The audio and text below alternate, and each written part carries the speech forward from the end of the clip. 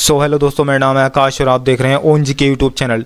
दोस्तों, जैसे कि आप जानते हो, आपके उत्तर प्रदेश पुलिस कांस्टेबल में हाल ही में नई भर्ती आने वाली है, ठीक है, जिनकी संख्या होंगी 52,699, ठीक है दोस्तों जो आज की हमारी क्लास है वो है जीके जिसका ब्रह्मास्त्र का पार्ट 14, ठीक है दोस्तों। और ये क्लास उन भाइयों के लिए महत्वपूर्ण साबित होने वाली है जिनका सपना है उत्तर प्रदेश पुलिस कांस्टेबल बनने का, ठीक है दोस्तों। अगर आप इस क्लास को देख लेते हो तो आपका उत्तर प्रदेश पुलिस कांस्टेबल में जीके जिसमें एक अच्छा स्कोर बन जाएगा, ठीक है।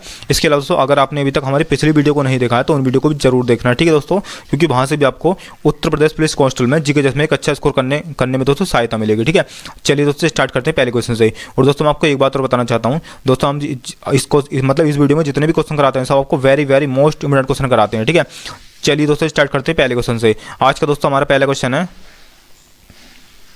गायत्री मंत्र का सर्वप्रथम उल्लेख किस ग्रंथ में मिला है दोस्तों? तो ये मिला है ऋग्वेद में, ठीक है। ऑप्शन नंबर ए इसमें राइट आंसर हो जाएगा, ठीक है दोस्तों। ये आपको ध्यान रखना है दोस्तों। मैंने आपको कल बताया था ऋग्वेद में 10 मंडल पाए जाते हैं और 1028 सूक्तियाँ पाई जाती हैं, ठीक है दोस्तों। जो 10 मंडल पाए जाते हैं ना, 10 मंडल में से तीसरे मंडल में दोस्तों गायत्री मंत्र का उल्लेख है, ठीक है, ये आपको ध्यान रखना है। इसके अलावा दोस्तों 9वें मंडल में एक देवता थे, उनका नाम था सोम, तो उनके बारे में बताया गया है, ठीक है, ये भी आपको ध्यान रखना है। इसके अलावा दोस्तों ऋग्वेद सबसे प्राचीन वेद है, ये भी आपको ध्यान रखना है, ठीक है। इसके अलावा बात करते हैं अर्थक वेद की दोस्तों। तो अर्थक वेद में जादू टोने के बारे में बताया गया है, ठीक है, जैसे टोटका वोटका होता है ना, उसके बारे में बताया गया अर्थक वेद में, ये आपको ध्यान रखना है। इसके अलावा दोस्तों वेद जो है 2 और हैं, ठीक है, उनका नाम है, एक तो दोस्तों ऋग्वेद हो गया, अर्थक वेद हो गया, ठीक है। इसके अलावा यजुर्वेद है और एक है सामवेद, ठीक है दोस्तों। यजुर्वेद के अंदर मैंने आपको बताया था इसमें गद और पद दोनों पाए जाते हैं। इसके अलावा दोस्तों सामवेद को संगीत की जननी कहा जाता है, ठीक है। तो इतना आपको ध्यान रखना है इस क्वेश्चन के बारे में। नेक्स्ट क्वेश्चन की बात करते हैं दोस्तों। क्वेश्चन नंबर 2 है आज का हमारा, सैटेलाइट लॉन्चिंग स्टेशन निम्न में से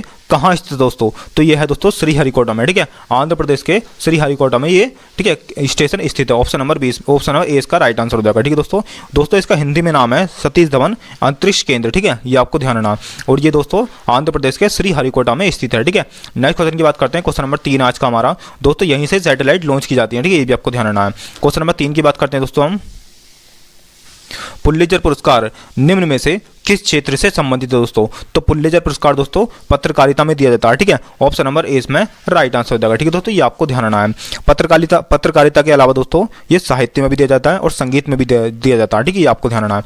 अच्छा दोस्तों, पुलित्जर पुरस्कार को प्रदान कौन करता है? तो पुलित्जर पुरस्कार को दोस्तों प्रदान करता है कोलंबिया विश्वविद्यालय, ठीक है। और ये दोस्तों विश्वविद्यालय अमेरिका का, ये भी आपको ध्यान रखना है, ठीक है। अमेरिका का कोलंबिया विश्वविद्यालय पुलित्जर पुरस्कार को प्रदान करता है, ठीक है। और दोस्तों पुलित्जर पुरस्कार पत्रकारिता के क्षेत्र में दिया जाता है। इसके अलावा साहित्य के क्षेत्र में और संगीत के क्षेत्र में भी पुलित्जर पुरस्कार दिया जाता है, ठीक है, तो ये आपको ध्यान रखना है। नेक्स्ट क्वेश्चन की बात करते हैं दोस्तों। क्वेश्चन नंबर 4 आज का हमारा, कबीर के गुरु कौन थे दोस्तों? वेरी मोस्ट इंपोर्टेंट क्वेश्चन है दोस्तों ये, तो रामानंद थे, ठीक है। कबीर के गुरु दोस्तों कौन थे? रामानंद थे, ठीक है। ऑप्शन नंबर सी इसमें राइट आंसर हो जाएगा, ठीक है दोस्तों, ये आपको ध्यान रखना है। अच्छा दोस्तों, कबीर इनका जन्म कब हुआ था? तो इनका जन्म दोस्तों बनारस में हुआ था, ठीक है, ये भी आपको ध्यान रखना है। नेक्स्ट क्वेश्चन की बात करते हैं दोस्तों। क्वेश्चन नंबर 5 आज का हमारा, जहांगीर का मकबरा कहाँ स्थित है दोस्तों? तो जहांगीर का मकबरा दोस्तों ये कहाँ पर स्थित है? तो 5वें का हो जाएगा ऑप्शन नंबर ए, ठीक है, लाहौर में स्थित है ये। ऑप्शन नंबर ए इसका राइट आंसर हो जाएगा, ठीक है, ये आपको ध्यान रखना है।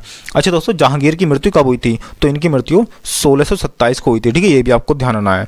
इसके अलावा से बात करते हैं हम दोस्तों, जहांगीर जो था मुगल वंश से संबंधित था, ठीक है, ये आपको ध्यान रखना है। इसके अलावा जितने भी आपको मुगल वंश में राजा महाराजा हुए थे उनकी कब्रों के बारे में मैं आपको बताता हूँ, ठीक है। सबसे पहला मुगल राजा था दोस्तों बाबर, ठीक है। तो बाबर की कब्र कहाँ पर है? तो बाबर की कब्र है काबुल में, ठीक है। और काबुल कहाँ पर है? तो यह अफगानिस्तान में, ये भी आपको ध्यान रखना, ठीक है। इसके अलावा बाबर का पुत्र था हुमायूं की कब्र कहाँ पर है दोस्तों? तो नई दिल्ली में, ठीक है। हुमायूं का पुत्र था अकबर, और अकबर की कब्र कहाँ पर है दोस्तों? तो अकबर की कब्र है सिकंदराबाद में, ठीक है, ये आपको ध्यान रखना है। इसके अलावा अकबर का पुत्र था जहांगीर, ठीक है, और जहांगीर की कब्र कहाँ पर है दोस्तों? तो यह लाहौर में, ठीक है, ये भी आपको ध्यान रखना है। इसके अलावा दोस्तों जहांगीर का पुत्र था शाहजहां, ठीक है, और शाहजहां की कब्र आपको पता ही है, ठीक है, आगरा के ताजमहल में, ये भी आपको ध्यान रखना है, ठीक है। नेक्स्ट क्वेश्चन की बात करते हैं। क्वेश्चन नंबर 6 आज का हमारा, निम्न में से कौन सम्मिलित है दोस्तों? तो हल्की श्रेणी के हेलीकॉप्टर ध्रुव, ये भी सही है, ठीक है। ये मानव रहित टोही विमान दोस्तों ये निशांत है, ये भी सही है, ठीक है। इसके अलावा पायलट रहित प्रशिक्षण विमान लक्ष्य, ये भी सही है, ठीक है। उपयुक्त डी होगा, ऑप्शन नंबर डी इसमें राइट आंसर हो जाएगा, ठीक है दोस्तों, सभी इसमें सही है। अगले क्वेश्चन की बात करते हैं दोस्तों। क्वेश्चन नंबर 7 आज का हमारा, क्वेश्चन नंबर 7 की बात करते हैं दोस्तों।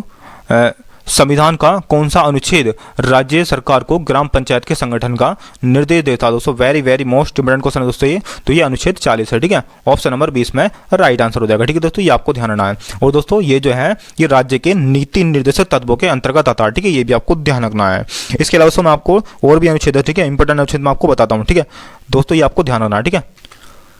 अनुच्छेद 44 की बात करते हैं दोस्तों, यानी कि अनुच्छेद 44 के अंतर्गत क्या आता है? तो दोस्तों अनुच्छेद 44 के अंतर्गत आता है समान नागरिक संहिता, ठीक है। ये आपको ध्यान रखना है। इसके अलावा अनुच्छेद 48 की बात करते हैं दोस्तों, तो अनुच्छेद 48 के अंतर्गत आता है कृषि एवं पशुपालन का संगठन, ठीक है। यह भी आपको ध्यान रखना है। इसके अलावा दोस्तों अनुच्छेद 50 के अंदर आता है कार्यपालिका और न्यायपालिका का पृथक्करण, ठीक है। ये भी आपको ध्यान रखना है दोस्तों। मैं आपको जितने भी अनुच्छेद बताए सबको इंपोर्टेंट अनुच्छेद बताए, ठीक है। अगले क्वेश्चन की बात करते हैं। क्वेश्चन नंबर 8 है आज का हमारा।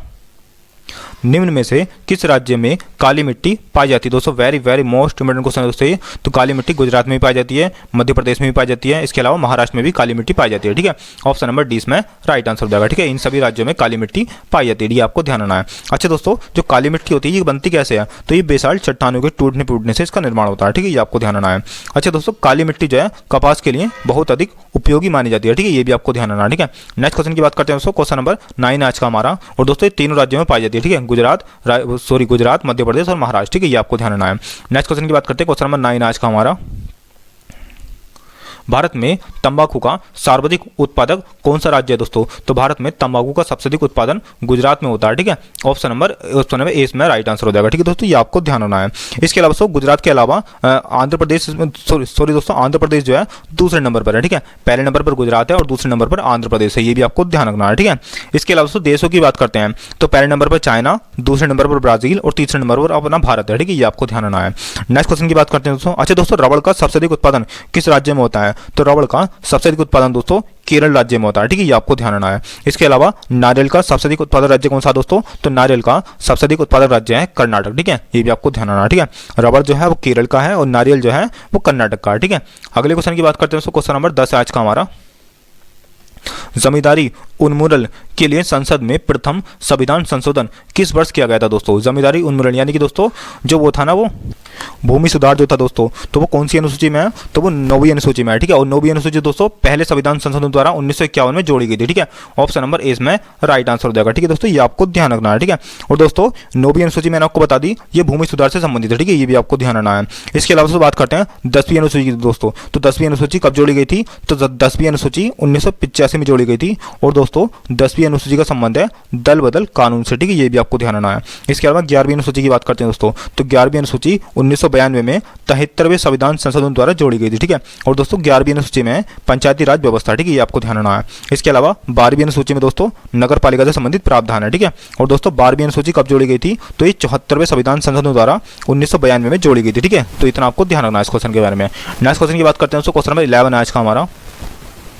डीजल की गुणवत्ता किसके द्वारा व्यक्त की जाती है दोस्तों? Very very most important question दोस्तों ये। तो डीजल की गुणवत्ता दोस्तों C10 संख्या द्वारा व्यक्त की जाती है, ठीक है। ऑप्शन नंबर ए इसका राइट आंसर हो जाएगा, ठीक है दोस्तों। यानी कि डीजल जितना अच्छा होगा C10 संख्या उतनी ही अधिक होगी, ठीक है। ये आपको ध्यान रखना है। इसके अलावा ऑक्टेन संख्या द्वारा दोस्तों ये पेट्रोल की शुद्धता नापी जाती है, ठीक है। ये भी आपको ध्यान रखना है।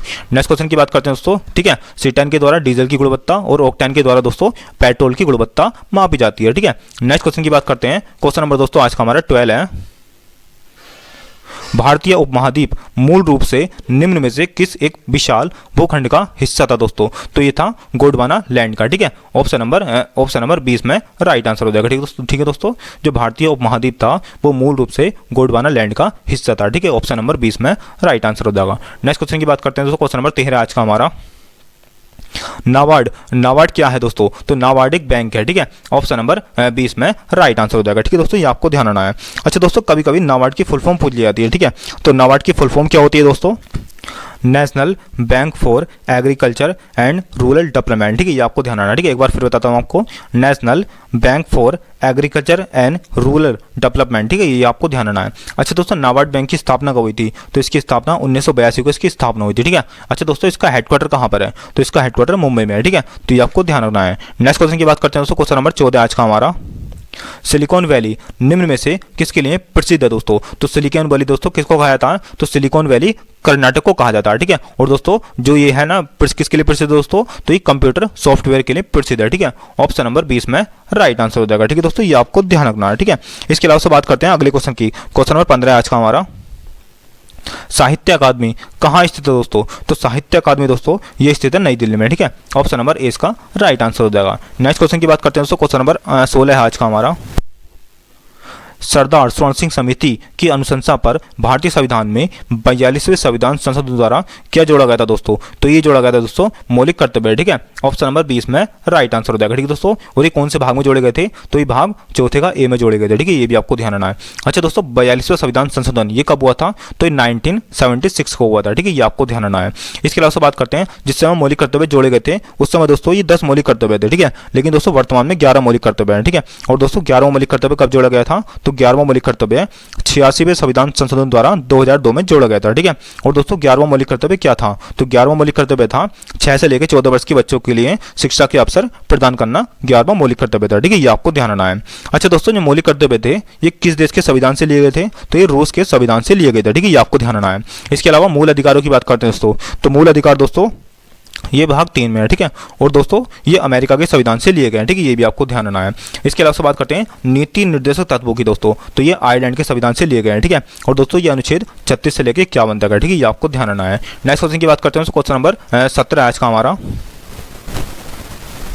स्वतंत्र भारत में उत्तर प्रदेश के प्रथम विधानसभा अध्यक्ष कौन थे दोस्तों? Very very most important question दोस्तों ये। तो राजश्री पुरुषोत्तम, ठीक है, पुरुषोत्तम दास टंडन थे। ऑप्शन नंबर ए इसमें राइट आंसर हो जाएगा, ठीक है दोस्तों, ये आपको ध्यान रखना, ठीक है। राजश्री, ठीक है, राजश्री पुरुषोत्तम टंडन, ठीक है, ये थे उत्तर प्रदेश के प्रथम विधानसभा अध्यक्ष। ऑप्शन नंबर ए इसमें राइट आंसर हो जाएगा। नेक्स्ट क्वेश्चन की बात करते हैं दोस्तों। क्वेश्चन नंबर 18 आज का हमारा, ग्रीन मफलर किस प्रदूषण से संबंधित है दोस्तों? तो ग्रीन मफलर का संबंध दोस्तों ध्वनि प्रदूषण से है, ठीक है। ऑप्शन नंबर 20 में राइट आंसर हो जाएगा, ठीक है दोस्तों, ये आपको ध्यान रखना, ठीक है। और दोस्तों ग्रीन मफलर क्या होता है? तो दोस्तों ग्रीन मफलर के अंतर्गत दोस्तों जो पेड़ पौधे होते हैं ना वो ध्वनि प्रदूषण को सोख लेते हैं, ठीक है, इसी को दोस्तों ग्रीन मफलर बोलते हैं। ऑप्शन नंबर 20 में राइट आंसर हो जाएगा, ठीक है दोस्तों, ये ध्वनि प्रदूषण से संबंधित है, तो ये आपको ध्यान रखना है। नेक्स्ट क्वेश्चन की बात करते हैं। क्वेश्चन नंबर 19 आज का हमारा, निम्न में से कौन सी ग्रैंड स्लैम टेनिस प्रतियोगिता घास के मैदान में खेली जाती है दोस्तों? तो ये, ठीक है, विंबलडन, ठीक है, विंबलडन खेली जाती है। ऑप्शन नंबर 20 में राइट आंसर हो जाएगा, ठीक है। नेक्स्ट क्वेश्चन की बात करते हैं दोस्तों। क्वेश्चन नंबर 20 आज का हमारा, विश्व की सबसे लंबी पर्वतमाला कौन सी है दोस्तों? तो विश्व की सबसे लंबी पर्वतमाला है दोस्तों, ऑप्शन नंबर ए, ठीक है, ये है एंडीज पर्वत श्रृंखला। ऑप्शन नंबर ए इसमें राइट आंसर हो जाएगा, ठीक है दोस्तों, ये आपको ध्यान रखना है। अच्छा दोस्तों एंडीज पर्वत श्रृंखला ये कहाँ पर है? तो ये दक्षिण अमेरिकी देशों में है, ठीक है, ये आपको ध्यान रखना है। इसके अलावा आल्प्स की बात करते हैं दोस्तों, तो आल्प्स कहाँ पर है? तो आल्प्स दोस्तों मध्य यूरोप में है, ठीक है, ये आपको ध्यान रखना है। इसके अलावा रॉकी की बात करते हैं दोस्तों, तो रॉकी उत्तरी अमेरिका की सबसे बड़ी पर्वत श्रृंखला है, ठीक है, तो इतना आपको ध्यान रखना है। नेक्स्ट क्वेश्चन की बात करते हैं दोस्तों। क्वेश्चन नंबर 21 आज का हमारा, और दोस्तों हिमालय तो आपको पता ही है, ठीक है, हिमालय कार्यक्रम कहां पर है? तो ये अपने भारत में ही है, ठीक है। नेक्स्ट क्वेश्चन की बात करते हैं। क्वेश्चन नंबर 21 आज का हमारा, निम्न में से कौन सा अधिनियम काला बिल के रूप में जाना जाता है दोस्तों? तो ये सबको पता होगा, ठीक है, तो ये रोल एक्ट अधिनियम जाना जाता है। ऑप्शन नंबर ए इसमें राइट आंसर हो जाएगा, ठीक है दोस्तों, ये आपको ध्यान रखना है। अच्छा दोस्तों काला कानून, इसको काला कानून भी बोलते हैं, ठीक है, तो ये क्या था दोस्तों? तो ये था अंग्रेजों द्वारा किसी व्यक्ति पर शक हो जाने पर उसको दोस्तों जेल के अंदर डाल दिया जाता था, ठीक है, बिना किसी जुर्म के। यानी कि अगर दोस्तों किसी व्यक्ति पर शक होता था ना अंग्रेज को, तो वो उसको जेल में डाल देते थे, तो इसी को दोस्तों कहा गया काला बिल या फिर काला कानून, ठीक है। ऑप्शन नंबर ए इसमें राइट आंसर हो जाएगा, ठीक है। और दोस्तों कब आया था? तो ये 1919 में आया था, ठीक है, ये भी आपको ध्यान रखना है। नेक्स्ट क्वेश्चन की बात करते हैं दोस्तों। क्वेश्चन नंबर 22 है आज का हमारा,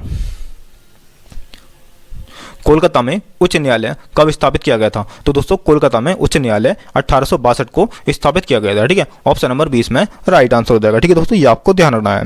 इसके अलावा से बात करते हैं जो कलकत्ता का उच्च न्यायालय था ये भारत का प्राचीनतम उच्च न्यायालय था, ठीक है, ये आपको ध्यान रखना है। अच्छा दोस्तों यहाँ के पहले मुख्य न्यायाधीश कौन थे? तो यहाँ के पहले मुख्य न्यायाधीश थे दोस्तों सर बॉन्स पीकॉक, ठीक है, सर बॉन्स पीकॉक यहाँ के पहले मुख्य न्यायाधीश थे, ठीक है। अगले क्वेश्चन की बात करते हैं। क्वेश्चन नंबर 23 आज का हमारा, काराकोरम राजमार्ग निम्न में से कौन से दो देशों को जोड़ता है दोस्तों? तो ये चाइना को पाकिस्तान से जोड़ता है, ठीक है। ऑप्शन नंबर ए इसमें राइट आंसर हो जाएगा, ठीक है दोस्तों, ये आपको ध्यान रखना है। नेक्स्ट क्वेश्चन की बात करते हैं। क्वेश्चन नंबर 24 आज का हमारा, रबड़ को कठोर बनाने के लिए उसके साथ किस पदार्थ को मिलाया जाता है दोस्तों? तो रबड़ को कठोर बनाने के लिए उसके साथ सल्फर को मिलाया जाता है। ठीक है, ऑप्शन नंबर 20 में राइट आंसर हो जाएगा। ठीक है, नेक्स्ट क्वेश्चन की बात करते हैं। क्वेश्चन नंबर 25 आज का हमारा, विटामिन सी का रासायनिक नाम क्या है दोस्तों? तो विटामिन सी का रासायनिक नाम है एस्कॉर्बिक अम्ल। ठीक है, ऑप्शन नंबर ए इसमें राइट आंसर हो जाएगा। ठीक है दोस्तों, ये आपको ध्यान रखना है। अच्छा दोस्तों, जो विटामिन सी होता है ये खट्टे फलों में पाया जाता है। ठीक है, ये आपको ध्यान रखना है। अच्छा दोस्तों, जो विटामिन सी होता है दोस्तों ये खट्टे फलों में पाया जाता है। ठीक है, ये आपको ध्यान रखना है। इसके अलावा से बात करते हैं विटामिन ए की। तो विटामिन ए का रासायनिक नाम क्या है दोस्तों? तो विटामिन ए का रासायनिक नाम है रेटिनॉल। ठीक है, ये आपको ध्यान रखना है। अच्छा दोस्तों, विटामिन ए की कमी से कौन सा रोग होता है? तो विटामिन ए की कमी से रतौंधी रोग होता है। ठीक है, ये आपको ध्यान रखना है। इसी के जरिए दोस्तों विटामिन सी की कमी से कौन सा रोग होता है? तो विटामिन सी की कमी से स्कर्वी रोग होता है। ठीक है, इसके अलावा विटामिन बी की बात करते हैं दोस्तों, तो विटामिन बी का रासायनिक नाम है थायमीन। ठीक है, और इसकी कमी से कौन सा रोग होता है? तो विटामिन बी की कमी से वेरी रोग होता है। ठीक है, ये आपको ध्यान रखना है। इसके अलावा दोस्तों विटामिन डी की बात करते हैं, तो विटामिन डी का रासायनिक नाम है ठीक है, क्या नाम है इसका? कैल्सीफेरोल। ठीक है, और इसकी कमी से कौन सा रोग होता है दोस्तों? तो विटामिन डी की कमी से रिकेटस नामक बीमारी होती है। ठीक है, और ये आपको ध्यान रखना है। ठीक है, अगले क्वेश्चन की बात करते हैं दोस्तों। क्वेश्चन नंबर 26 आज का हमारा, ऊंचा समुद्र ज्वार कितनी अवधि के पश्चात आता दोस्तों? इसमें हो जाएगा ऑप्शन नंबर, ठीक है, 12 घंटे 26 मिनट के पश्चात आता है। ठीक है, ऑप्शन नंबर 20 में राइट आंसर हो जाएगा। ठीक है दोस्तों, ये आपको ध्यान रखना है। नेक्स्ट क्वेश्चन की बात करते हैं। क्वेश्चन नंबर 27 आज का हमारा। क्वेश्चन नंबर 27 की बात करते हैं दोस्तों, ग्रीन पार्क खेल स्टेडियम कहाँ स्थित है दोस्तों? तो ग्रीन पार्क खेल स्टेडियम दोस्तों ये स्थित है ऑप्शन नंबर ए। ठीक है, कहाँ पर? कानपुर में स्थित है। ऑप्शन नंबर ए इसमें राइट आंसर हो जाएगा। नेक्स्ट क्वेश्चन की बात करते हैं। क्वेश्चन नंबर 28 आज का हमारा, आंखों में दूरदृष्टि जिसको हाइपरमेट्रोपिया बोलते हैं, ठीक है, की बीमारी निम्न में से किसके कारण होती है दोस्तों? तो ये होती है नेत्र गोलक के छोटे होने की वजह से। ऑप्शन नंबर सी इसमें राइट आंसर हो जाएगा। ठीक है दोस्तों, ये आपको ध्यान रखना है। अच्छा दोस्तों, आंखों में जो दूरदृष्टि दोष होता है इसमें जो होती है दोस्तों पास की जो वस्तु होती हैं वो धुंधली दिखाई देती हैं। ठीक है, और दोस्तों इस दोष को दूर करने के लिए उत्तल लेंस का उपयोग किया जाता है। ठीक है, ये आपको ध्यान रखना है। इसके अलावा से बात करते हैं, आंखों में जो निकट दृष्टि दोष होता है तो इस दोष को दूर करने के लिए अवतल दर्पण का उपयोग किया जाता है। ठीक है, ये भी आपको ध्यान रखना है। ठीक है, नेक्स्ट क्वेश्चन की बात करते हैं दोस्तों। अच्छा दोस्तों, आंखों में दूरदृष्टि होता है, इसमें दोस्तों कहाँ की वस्तुएं साफ दिखाई देती हैं? तो आंखों में ये दूरदृष्टि दोष होता है उसमें दूर की वस्तुएं अच्छी दिखाई देती हैं और पास की वस्तुएं खराब दिखाई देती हैं, यानी कि दोस्तों धुंधली दिखाई देती हैं। ठीक है, तो ये आपको ध्यान रखना है। ठीक है, पास की वस्तु धुंधली दिखाई देती हैं और जो दूर की वस्तु होती हैं वो साफ दिखाई देती हैं। ठीक है, इसके अलावा निकट दृष्टि दोष में पास की वस्तु साफ दिखाई देती हैं और दूर की वस्तुएं धुंधली दिखाई देती हैं। ठीक है, तो ये आपको ध्यान रखना है। ठीक है, और दोस्तों दूरदृष्टि दोष में उत्तल लेंस का उपयोग किया जाता है और दोस्तों निकट दृष्टि दोष में अवतल लेंस का उपयोग किया जाता है। ठीक है, तो ये आपको ध्यान रखना है। नेक्स्ट क्वेश्चन की बात करते हैं। क्वेश्चन नंबर 29 आज का हमारा। क्वेश्चन नंबर 29 की बात करते हैं दोस्तों, निम्न में से कौन सा शहर कर्क रेखा के दक्षिण में स्थित है दोस्तों? तो ये है, ठीक है, मध्य प्रदेश का भोपाल। ऑप्शन नंबर सी इसमें राइट आंसर हो जाएगा। ठीक है दोस्तों, ये आपको ध्यान रखना है। अच्छा दोस्तों, जो कर्क रेखा है वो कितने राज्यों से होकर गुजरती है? तो कर्क रेखा दोस्तों 8 राज्यों से होकर गुजरती है। ठीक है, कौन कौन से राज्य हैं? तो वह है गुजरात, राजस्थान, मध्य प्रदेश, छत्तीसगढ़, झारखंड, पश्चिम बंगाल, त्रिपुरा और मिजोरम। ठीक है, ये आपको ध्यान रखना है। ठीक है, एक बार फिर बताता हूँ आपको, गुजरात, राजस्थान, मध्य प्रदेश, छत्तीसगढ़, पश्चिम बंगाल, त्रिपुरा और मिजोरम। ठीक है, तो ये आपको ध्यान रखना है। नेक्स्ट क्वेश्चन की बात करते हैं। क्वेश्चन नंबर 30 आज का हमारा, हमारे संविधान में मूलभूत अधिकार की संकल्पना, ठीक है, किस देश के संविधान से लिए गए? ठीक है, यानी मूलभूत अधिकार यानी कि दोस्तों मौलिक अधिकार जो है ये कहाँ से लिए गए हैं? तो ये यूएसए यानी कि अमेरिका के संविधान से लिए गए हैं। ठीक है, ऑप्शन नंबर 20 में राइट आंसर हो जाएगा। ठीक है दोस्तों, ये आपको ध्यान रखना है। अच्छा दोस्तों, जो मौलिक अधिकार होते हैं उनको भारत का मैग्ना कार्टा कहा जाता है। ठीक है, ये भी आपको ध्यान रखना है। इसके अलावा आयरलैंड की बात करते हैं दोस्तों, तो आयरलैंड के संविधान से दोस्तों क्या लिया गया है? तो आयरलैंड के संविधान से एकल नागरिकता ली गई। ठीक है, ये आपको ध्यान रखना है। इसके अलावा दोस्तों आयरलैंड के संविधान से नीति निर्देशक तत्व भी लिए गए हैं। ठीक है, ये भी आपको ध्यान रखना है। ठीक है, एकल नागरिकता नहीं दोस्तों, नीति निर्देशक तत्व लिए गए हैं। ठीक है, तो ये आपको ध्यान रखना है। दोस्तों एकल नागरिकता ब्रिटेन के संविधान से ली गई है। ठीक है, ये आपको ध्यान रखना। ठीक है, और दोस्तों जो नीति निर्देशक तत्व हैं वो आयरलैंड के संविधान से लिए गए हैं। ठीक है, अगले क्वेश्चन की बात करते हैं। क्वेश्चन नंबर 31 आज का हमारा। क्वेश्चन नंबर 31 की बात करते हैं दोस्तों, ठीक है, ग्लिम्स सेज, ठीक है, glimpse sage of world history पुस्तक के लेखक कौन है दोस्तों? तो ये जवाहरलाल नेहरू, ठीक है। ऑप्शन नंबर सी इसमें राइट आंसर हो जाएगा, ठीक है दोस्तों, ये आपको ध्यान रखना है, ठीक है। इसके अलावा से बात करते हैं महात्मा गांधी की दोस्तों। अच्छा दोस्तों, जवाहरलाल नेहरू ने ठीक है डिस्कवरी ऑफ इंडिया ये पुस्तक भी लिखी है, ठीक है, ये आपको ध्यान रखना है, ठीक है। Discovery of India Jawaharlal Nehru की प्रमुख पुस्तक है, ठीक है, ये आपको ध्यान रखना है। इसके अलावा से महात्मा गांधी की बात करते हैं तो महात्मा गांधी ने दोस्तों कितनी सारी पुस्तकें लिखी हैं? तो महात्मा गांधी की प्रसिद्ध पुस्तकें हैं इंडियन होम रूल, ठीक है। इसके अलावा सत्य के साथ मेरे प्रयोग महात्मा गांधी की प्रमुख पुस्तक है, ठीक है, ये आपको ध्यान रखना है। इसके अलावा रविन्द्रनाथ टैगोर की बात करते हैं तो दोस्तों रविन्द्रनाथ टैगोर को गीतांजलि के लिए, ठीक है, भारत के पहले व्यक्ति थे जिनको नोबेल पुरस्कार दिया गया था गीतांजलि के लिए, ठीक है। और कब दिया गया था? तो ये 1913 में दिया गया था, ठीक है, ये आपको ध्यान रखना है। नेक्स्ट क्वेश्चन की बात करते हैं, क्वेश्चन नंबर 32 आज का हमारा। वह ईमेल मैसेज जो, ठीक है, डेस्टिनेशन तक पहुंचने में फेल हो जाती है क्या कहलाती है? तो वो बाउंड मेल कहलाती है, ठीक है। ऑप्शन नंबर सी इसमें राइट आंसर हो जाएगा, ठीक है दोस्तों, ये आपको ध्यान रखना है। नेक्स्ट क्वेश्चन की बात करते हैं, क्वेश्चन नंबर 33 आज का हमारा। राज्य मानवाधिकार आयोग का गठन किस धारा के अंतर्गत किया जाता है? तो ये दोस्तों धारा 21 के अंतर्गत किया जाता है, ठीक है। ऑप्शन नंबर 20 में राइट आंसर हो जाएगा। नेक्स्ट क्वेश्चन की बात करते हैं, क्वेश्चन नंबर 34 आज का हमारा। नक्सलवादी किस विचारधारा के समर्थक हैं दोस्तों? तो नक्सलवादी दोस्तों साम्यवाद के समर्थक हैं, ठीक है। ऑप्शन नंबर 20 में राइट आंसर हो जाएगा, ठीक है दोस्तों, ये आपको ध्यान रखना है। नेक्स्ट क्वेश्चन की बात करते हैं, क्वेश्चन नंबर 35 आज का हमारा। चीन द्वारा किस देश में, ठीक है, ग्वादर बंदरगाह की स्थापना की गई थी दोस्तों? वेरी मोस्ट इंपोर्टेंट क्वेश्चन दोस्तों ये, तो ये पाकिस्तान में की गई थी, ठीक है। चाइना के द्वारा पाकिस्तान में ग्वादर बंदरगाह की स्थापना की गई थी, ठीक है। ऑप्शन नंबर सी इसमें राइट आंसर हो जाएगा। नेक्स्ट क्वेश्चन की बात करते हैं, क्वेश्चन नंबर 36 आज का हमारा। निम्नलिखित में से कौन सा उत्तर प्रदेश का लोकगीत नहीं है दोस्तों? तो रशिया, कजरी और बिरहा ये उत्तर प्रदेश के लोकगीत हैं, जिसमें से ढोला मारू नहीं है, ठीक है। ऑप्शन नंबर सी इसमें राइट आंसर हो जाएगा, ठीक है, ये आपको ध्यान रखना है। अच्छा दोस्तों, ढोला मारू कहाँ का लोकगीत है? तो ये राजस्थान का लोकगीत है, ठीक है, ये भी आपको ध्यान रखना है। नेक्स्ट क्वेश्चन की बात करते हैं, क्वेश्चन नंबर 37 आज का हमारा। इनमें से कौन सी ठंडी समुद्री जलधारा दोस्तों? तो ये है दोस्तों ठंडी जो है बोयुंगला, ठीक है। ऑप्शन नंबर 20 में राइट आंसर हो जाएगा, ठीक है दोस्तों, ये आपको ध्यान रखना है, ठीक है। ऑप्शन नंबर 20 में राइट आंसर हो जाएगा। नेक्स्ट क्वेश्चन की बात करते हैं, क्वेश्चन नंबर 38 आज का हमारा।